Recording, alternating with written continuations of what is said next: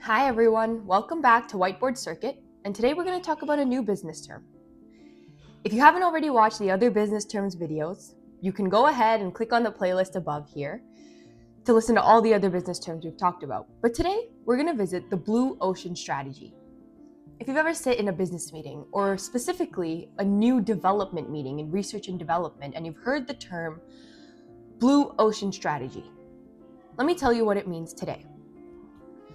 So essentially, the blue ocean strategy means creating new demand and opening a new market to eliminate competition. So that's, again, the textbook definition. Let's talk about what it really means, and let me explain. So in a market, I might create a new video on a market entirely since it's a very broad topic. But in a market, you have supply and you have demand. When there is a high demand for something that hasn't yet been invented, or really there isn't a solid market for it, there'll be multiple companies that will try to create that product and try to fulfill that demand.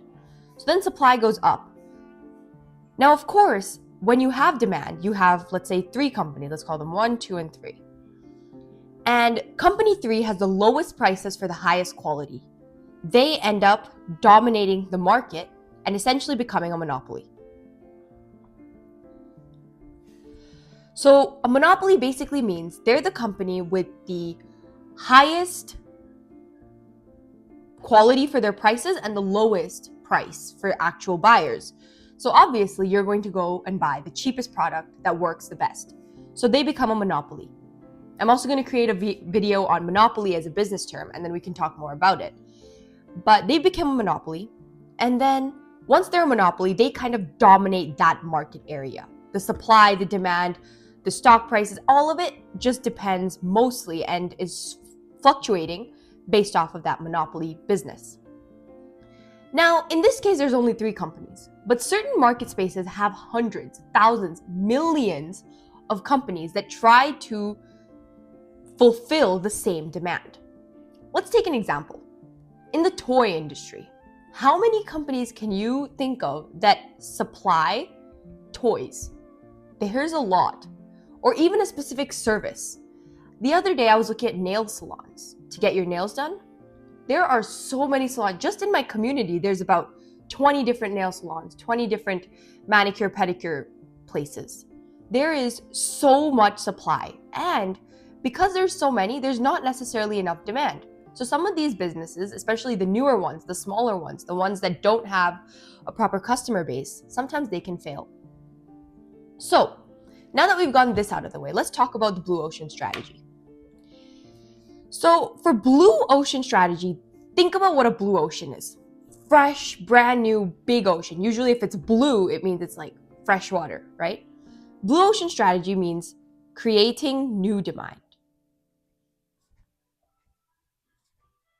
New demand and kind of introducing a new market.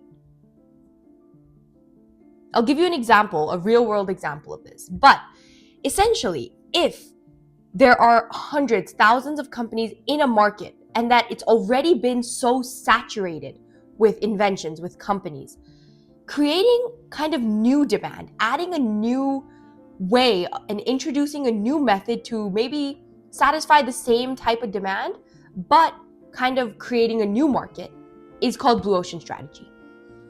If you've ever heard of Cirque du Soleil, which is very famous, especially in Vegas, in America, but it's a circus. Now, if we look at traditional circus, what do we have? We have lions. We have all these animals. We have all these people that are kind of putting in all this effort to train these animals, and it's a real life circus. Not only were the prices extremely high because of the amount of effort and skills it took from those actors to train those animals, but it was a very niche field. There were 1 or 2 big companies that would dominate the circus market. Now, if you've heard of Cirque du Soleil, basically what they are is they're a mixture of a theater and a circus. Of course, there's stuntmen. There's all those people that do all those tricks, but there's no real life animals.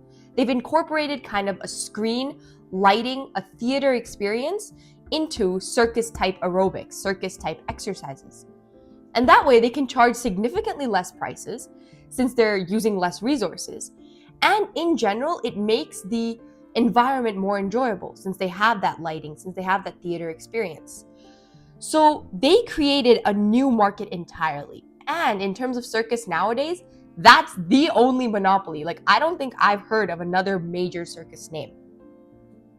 So they use the blue ocean strategy to to kind of merge two markets, create new demand. Because now people, once they see this new type of circus, they like it. They want to go and watch again. They created new demand and they opened a new market. So that's what blue ocean strategy is. The opposite term is red ocean strategy, which you can figure it out on your own, but basically it's if you're trying to compete in a market that's already oversaturated with companies with different strategies. So if someone says, oh, we're stuck in a red market or in a red ocean, then that could mean, oh, we're stuck in a place where there's already so many companies trying to fulfill the same demand. Whereas blue ocean is, okay, this is a new market. This is a new kind of ocean for us to play in. We're there first. We have a chance of becoming the monopoly. So I hope that made sense. If you have any more terms you want to learn, comment down below on which terms you'd like. And thank you for watching, and please subscribe to Whiteboard Circuit. Bye.